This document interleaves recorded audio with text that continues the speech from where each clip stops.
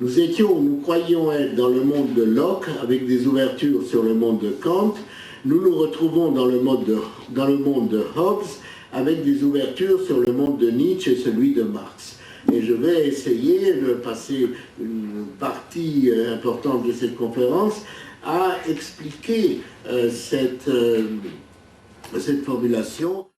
Qu'est-ce que je veux dire en disant que les Occidentaux se croyaient être, je ne dirais pas étaient, mais que la représentation dominante était celle de Locke, on pourrait dire, celle du libéralisme, j'aurais aussi pu dire Benjamin Constant, si vous voulez, son grand texte sur la liberté des anciens et des modernes, c'est-à-dire le primat du privé, le primat de ce qu'un auteur marxisant, Macpherson, avait appelé l'individualisme possessif, c'est-à-dire la concurrence, le travail, la propriété est protégée par un état de droit. Donc la recherche toujours de la prospérité, mais non pas par la conquête ou par l'esclavage ou les voies militaires, mais par le travail, la productivité, etc. Je reviendrai plus tard, parce que ça me paraît très important, c'est l'idée de la substitution des intérêts, et donc avant tout de l'économie, aux passions, et avant tout aux passions violentes et guerrières. Ce qu'on peut mettre comme emblème, c'est la phrase de Montesquieu, un livre assez connu de Albert Hirschman, Les passions et les intérêts, avait pris en épigraphe. Je ne suis plus sûr de la savoir exactement par cœur, mais disons, il est bon que les hommes, alors que leurs passions les incitent à être mauvais, leurs intérêts les incitent à ne pas l'être. Et donc, c'est cette idée, au XVIIIe siècle, le doux commerce, au XIXe siècle, la société industrielle remplaçant la société militaire, la société scientifique, le travail, non pas la domination des hommes, mais l'administration des choses, tous ces courants que vous connaissez, allant de Locke jusqu'au saint-simonisme, etc. Et Benjamin Constant, dans ce texte que je trouve toujours fondamental, disant, pour les anciens, la liberté, c'était la participation, parce que à la fois, il n'y avait pas vraiment de vie privée, qu'à la fois, on pouvait vraiment influencer ce que faisait la cité. Donc, pour les modernes, ce que nous voulons, c'est les jouissances et la sécurité de nos jouissances. Nous n'avons pas une influence vraiment directe sur la politique, et en un autre sens, il y a ce que déjà décrit Hegel, le développement à la fois de l'économie politique, du monde du privé, de la sphère des besoins, et à la fois de l'intériorité, de la spiritualité, de la conscience, et donc la politique, l'État, servant simplement de manière d'organiser et de protéger l'essentiel qui est dans la vie privée. Et il me semble, tout le monde a entendu parler, a discuté sur le déclin de la politique, du civisme, etc., que c'était un petit peu ça. Et brusquement, on se retrouve, je disais, avec des ouvertures sur le monde de Kant, pour dire que malgré tout, certaines des choses de Kant, il y a eu une redécouverte de Kant. D'ailleurs, il y a un auteur américain dans les années 80 qui disait, après tout, Kant a eu raison dans son projet de paix perpétuelle, par le commerce, le coût des guerres, etc., il y a déjà la mondialisation, pratiquement, comme il dit, ce qui se passe à un coin de la planète résonne sur l'autre. Il y a des conditions pour s'éloigner de la guerre. Alors, le gouvernement républicain, là, une certaine organisation internationale, d'ailleurs assez modeste, assez lâche, et le droit cosmopolitique, le droit des individus vue en tant que citoyen de la planète et pas seulement de leur État.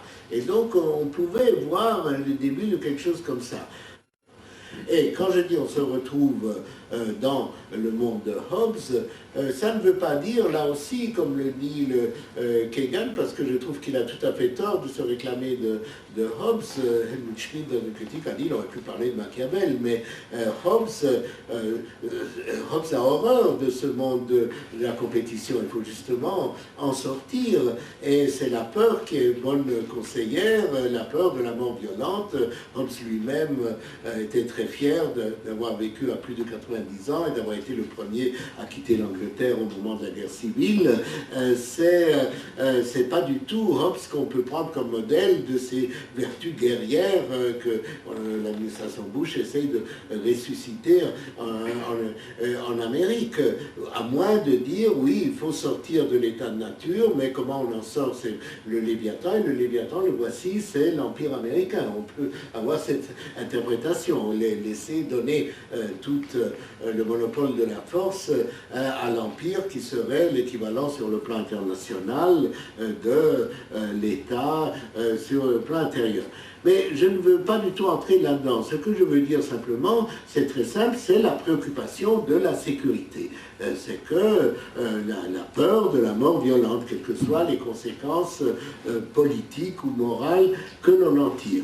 Et ça, j'y reviendrai tout à l'heure, c'est certain que la peur est revenue, en particulier aux États-Unis, en particulier dans des villes de la côte Est comme New York, mais certainement ailleurs aussi, et des deux côtés, on s'y emploie.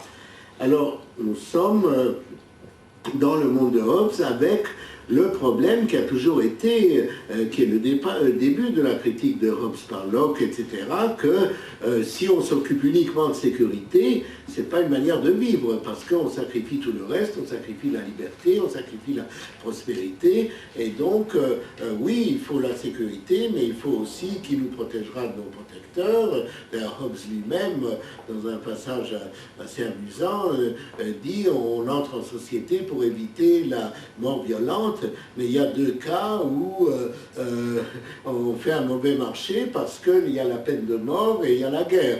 Alors si l'État lui-même qui est censé être là pour vous protéger de la mort violente, si c'est lui qui vous impose la mort violente, qu'est-ce qu'on fait? Et alors Hobbes a cette très belle phrase, dans ces cas-là, la fuite n'est pas honorable, mais elle n'est pas injuste. Et comme pour lui, justement, le vainglory, l'honneur, c'est très mauvais, pratiquement, c'est vrai que sa logique, ça serait un État mondial, parce que ça serait l'abolition de la peine de mort. Mais il dit, bon, c'est comme ça, à ce moment-là, il n'y a qu'un fiche le camp.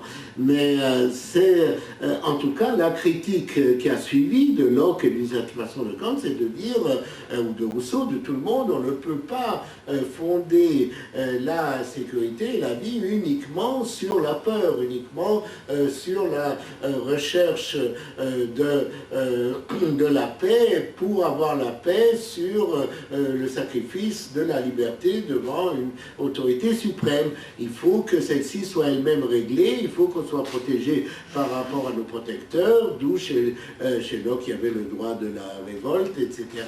Et il y a tous ces autres aspects, le commerce, etc., qui doivent davantage amener la paix. Et nous avons de nouveau ce problème de savoir si la lutte légitime et indispensable contre le terrorisme doit devenir la préoccupation unique et à ce moment-là être contestable et au point de vue du droit et au point de vue de la qualité de la vie et des autres dangers qui nous menacent. Donc voilà ce que je voulais dire par l'aspect Hobbes. Alors ce qui est plus hasardeux, c'est ce que j'appelle avec des échos ou des perspectives de Nietzsche et de Marx. Et ça, j'avoue, j'aurais pu l'exprimer autrement, mais je voulais dresser ce petit tableau des grandes figures philosophiques. Ce que j'entends par écho de Nietzsche, c'est, d'une manière simple, le nihilisme est la mort de Dieu. vous savez, le grand passage sur la mort de Dieu est mort dans Zarathustra. Et ce que je veux dire, c'est simplement ce qu'on pourrait dire d'une manière beaucoup plus banale, le fait d'un monde sécularisé, rationalisé, bureaucratisé, où l'individu est livré à lui-même, où il n'y a plus un sens cosmique, un sens de la communauté qui donne à chacun une indication de sa place, une indication du sens de la vie. Et d'où le problème, il y a un livre connu d'un psychanalyste dissident, Erich Fromm, je pense qu'il doit être traduit en français, mais je ne suis pas sûr, qui s'appelait Escape from Freedom, sur l'une des origines du totalitarisme et du nazisme, c'est le fait d'échapper à la liberté, l'angoisse de la liberté, le fait de se réfugier dans une croyance rassurante. D'où aussi le nihilisme, ce que Nietzsche parle d'une révolte nihiliste contre le nihilisme, ou du fait que si on ne veut plus rien, plutôt que de ne rien vouloir, on veut le rien. C'est l'interprétation que Glucksmann donne avant tout du 11 septembre dans son petit livre Dostoïevski à Manhattan. Mais je crois que malgré tout, il minimise le rôle du fanatisme religieux. Ça, ceux qui connaissent Hegel, certainement comme mon voisin, ont certainement pensé à ces passages extraordinaires des leçons sur la philosophie de l'histoire, où il rapproche l'esprit de ce qu'il appelle le mahométisme, de l'islamisme, de l'esprit de la Révolution française, où au lieu de la liberté et la terreur, c'est la religion et la terreur, mais c'est c'est le seul véritable monothéisme, et c'est la volonté de l'imposer. Il dit qu'il y a aussi l'autre pôle, le pôle, disons, persan, les mille et une nuits, etc., mais il y a cette espèce de... Il dit que c'est la religion de l'abstraction, et il fait la même critique, curieusement, de l'islam il évoque Robespierre, et la terreur, c'est le refus des déterminations, des compromis, etc. Et Nietzsche, lui, je crois que c'est dans un troupe humain, où il dit que s'il n'y a plus la religion, s'il n'y a plus le sacré, finalement c'est l'État lui-même qui dépérit, qui disparaît, c'est la politique elle-même qui disparaît. Et contre ça, la réaction, alors là on n'a pas besoin de Nietzsche pour ça, c'est la chose la plus classique du monde, chez Ibn Khaldun ou partout, même en un sens chez Platon, c'est devant l'affaissement dans le privé, dans la consommation, etc., ceux qui ont les autres valeurs traditionnelles ou néo-traditionnelles, la guerre, le risque, en un sens on peut invoquer la lutte du maître et de l'esclave, ceux qui savent risquer leur vie, ceux qui, comme le dit Ben Laden, mais comme l'on dit tellement avant lui, qui aiment mieux la mort que la vie, et qui ont les vertus viriles, guerrières, etc., qui du coup méprisent leurs adversaires à cause de ça.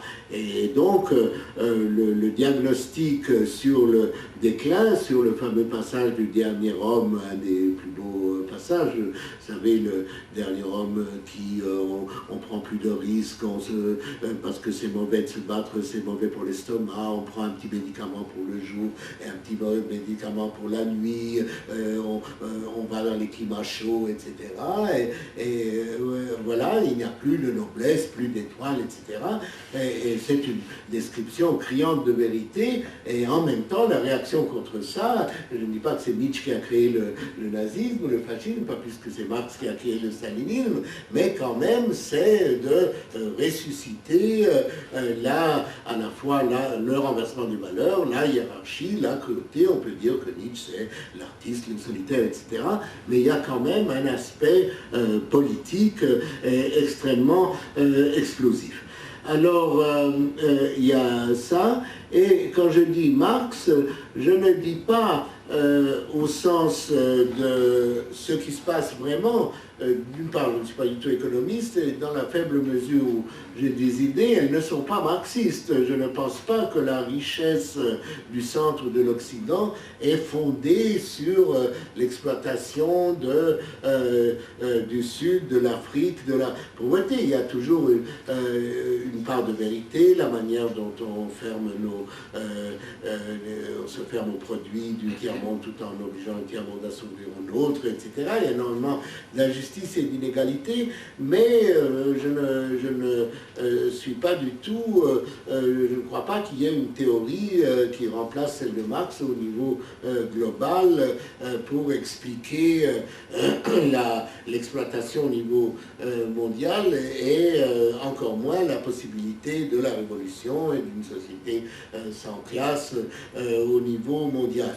Mais ce que je crois en revanche, c'est que au point de vue du sentiment, de la perception, il y a les trois quarts du monde se sent exploité, opprimé par les riches et les puissants. Et donc le 11 septembre a montré cet élément-là, a montré que un peu partout dans le monde, des gens qui n'approuvaient pas les méthodes de Al-Qaïda, pouvaient avoir de la compassion pour les victimes, qui d'ailleurs, et c'est au moins aussi vrai pour Madrid, sont des malheureux travailleurs immigrés, souvent d'ailleurs de mon pays d'origine. À Madrid, pour les Espagnols, c'est des Roumains qui étaient venus chercher du travail, ou bien justement des gens du sud, du tiers-monde. Mais malgré tout, en laissant de côté ça, il y a des gens qui trouvent ça très bien. Ben Laden est très populaire sur les t-shirts, etc. dans certains pays, mais sans aller jusqu'à cette extrémité. Mais l'idée, voilà, c'est bien fait quand même pour les riches ou les puissants. J'avais un ancien élève et collègue maintenant, Zaki Laïdi, qui était au Mexique au moment du 11 septembre et qui était très choqué, mais à qui ses étudiants et collègues disaient pas de pitié pour les puissants. Nous, on n'en fait pas tant d'histoire, on a des millions de gens qui meurent, bon, il y a des minutes de silence, il y a quelques centaines ou quelques milliers de gens qui sont morts, c'est peut-être très triste, mais enfin maintenant ils savent un peu ce que c'est, alors que nous, c'est notre vie quotidienne, etc.